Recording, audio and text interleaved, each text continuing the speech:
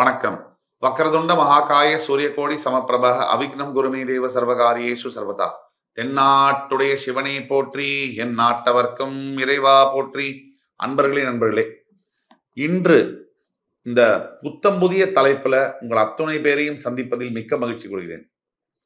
நாம இன்னைக்கு பேச போறது ஆண்டவன் எழுதிய விதி.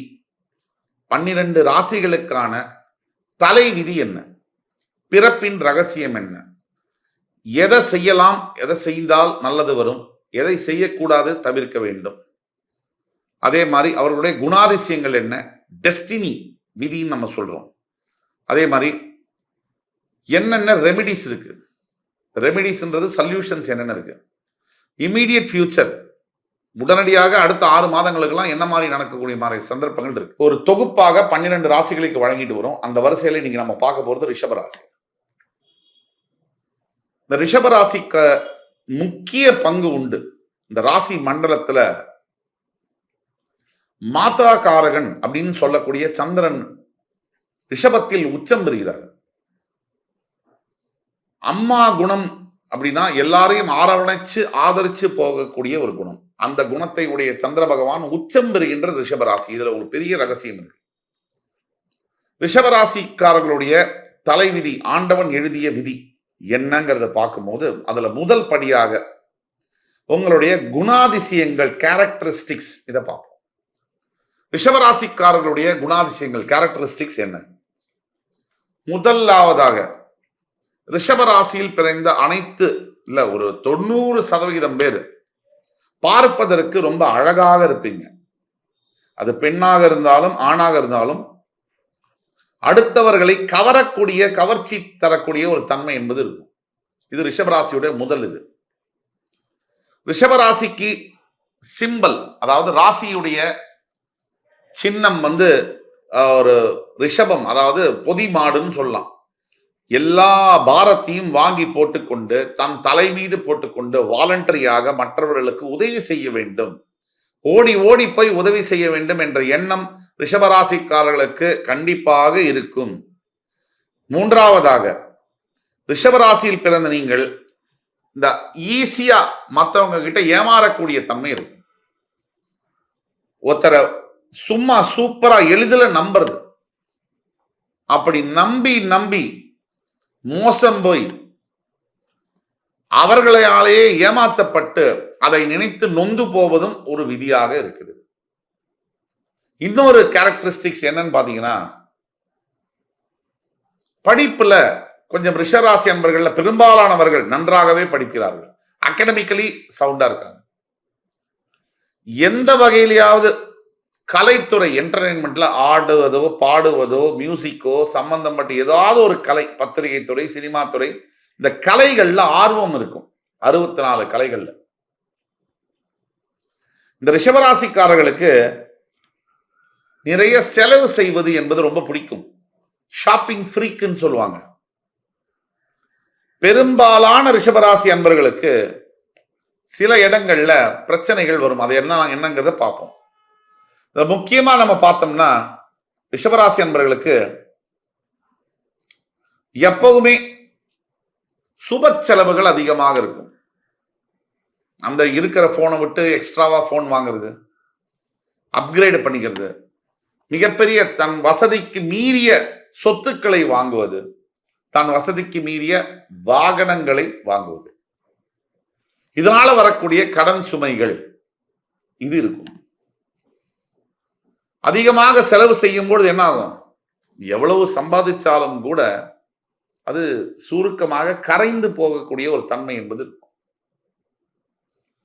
இது எல்லாத்தையும் விட ரிஷபராசிக்காரர்களுக்கு விதி என்ன, ஆண்டவன் எழுதிய விதி. இப்போ படிப்பு அப்படின்னு வரும்போது ரிஷபராசி என்பவர்களுக்கு நிறைய பேர்களுக்கு கலைத்துறை சார்ந்த தொழில்களை செய்யக்கூடிய ஒரு பாக்கியம் உண்டு. ஆனா படிப்புல முக்கியமா ரிஷபராசி என்பவர்களுக்கு மருத்துவத்துறையை சார்ந்த படிப்புகள் அதிகமாக விருப்பம் இருக்கும். மெடிசன் படிக்கணும், கெமிக்கல் இன்ஜினியரிங் படிக்கணும், இதெல்லாம் விருப்பமா இருக்கும். டிராவல்ஸ் துறை, டூரிசம் துறை, ஜேர்னலிசம் இதெல்லாம் படிக்கணுங்கிற விருப்பங்கள் இருக்கு. இந்த காதல்னு வரும்போது ரிஷபராசியில ஒருத்தங்க பிறந்திருக்காங்க, ஆணாகவோ பெண்ணாகவோ இருக்காங்க. ஆனா இது வரைக்கும் அவங்க காதலிக்கவே இல்லைன்னு சொன்னா இந்த பிரபஞ்சமே இருக்காது. ரிஷபராசியில் பிறந்தவர்கள் ஏதாவது ஒரு நிலையில யாரையாவது காதலிப்பது என்பது இயல்பு. ஒன்றுக்கு மேற்பட்ட காதல் விருப்பமோடோ விருப்பம் இல்லாமலோ வந்தே தீருகிறது. இது எல்லாத்துக்கும் மேல வாழ்க்கை துணை திருமணம் அதுங்கிறத பத்தி பேசும்போது ரிஷபராசிக்காரர்களுடைய விதியானது 100% ரிஷபராசி அன்பர்களுக்கு சரியான வாழ்க்கை துணை என்பது அமைவதில்லை. பெரும்பாலான நேரங்கள்ல ரிஷபராசிக்காரர்களுடைய பார்ட்னர்ஸ் ஹஸ்பண்டா ஒய்ஃபா இருந்தா கூட உள்ளுக்குள்ளேயே ரகசியத்தை பூட்டி வைக்கக்கூடிய பார்ட்னர்ஸா இருப்பாங்க. வெளிப்படையா பேசக்கூடிய தன்மை இல்லாதவர்களா இருப்பாங்க. இல்ல பொய் சொல்லுவாங்க, எதையோ மறைப்பாங்க. அது சாதாரண விஷயமாவும் இருக்கலாம், முக்கியமான விஷயமாவும் இருக்கலாம். ஆக ரிஷபராசி அன்பர்களுக்கு இந்த லைஃப் பார்ட்னருடைய பிரச்சனைகள் எப்பவுமே நிறைய டைவர்ஸ் பாசிபிலிட்டிஸ் இதெல்லாம் விதியிலேயே வருது, பிறப்பு ரகசியமாக வருது. உங்களுடைய 7ஆம் இடம் என்பது விருச்சிக ராசி என்பதனாலும் அந்த விருச்சிக ராசிக்கு அதிபதி செவ்வாயாக வருவதனாலும் அங்கே உங்கள் ராசியில் உச்சம் பெறக்கூடிய சந்திரன் உங்கள் களத்திர ஸ்தானம் 7ஆம் இடத்தில் போய் நீச்சம் பெறுவதனாலும் உங்கள் விருச்சிக ராசி என்பது காலபுருஷனுக்கு மறைவு ஸ்தானம் என்பதனாலும் உங்களுடைய லைஃப் பார்ட்னர் நாம் வாயால் சொல்ல முடியாத சில ரகசியங்களை மறைத்து வைத்திருப்பார்கள். அவங்களுடைய பிஹேவியர்ஸ்ல சில அன்யூஷுவலான விஷயங்கள் இருந்தே தீரும். இது குடும்பங்கள்ல குழப்பத்தை விளைவிக்கணுங்கிற அர்த்தத்துல சொல்றது இல்ல. உண்மையை நீங்கள் அறிய வேண்டும், அதற்கேத்தாப்புல அதை சமாளிக்க வேண்டும்ங்கிறது தான் சொல்றோம்.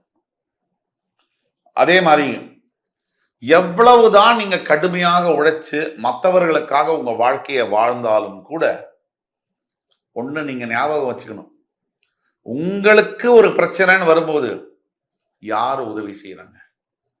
உங்களுக்கு ஒரு சங்கடம் வரும்பொழுது எங்க உதவி கிடைக்குது? கையில இருக்கும் போது எல்லாருக்கும் கொடுத்துட்டு உங்களுக்கு தேவைங்கிற போது அல்லல் படுவது என்பது உங்களுடைய விதியாக இருப்பதனால் உதவி செய்யுங்க, வேண்டான்னு சொல்ல.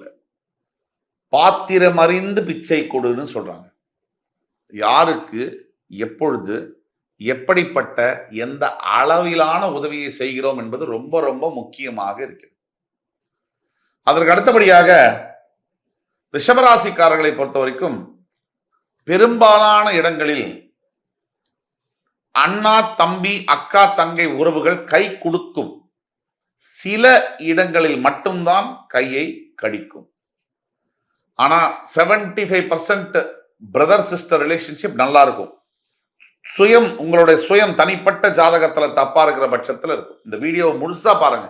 ஃப்ரெண்ட்ஸ், ஃபேமிலிஸ் அண்ட் ரிலேட்டிவ்ஸ்ல யாரு ரிஷபராசியில் இருந்தாலும் கூட அவங்க இந்த வீடியோவை ஒரு முறையாவது வாழ்க்கையில பார்ப்பது என்பது அவசியம்.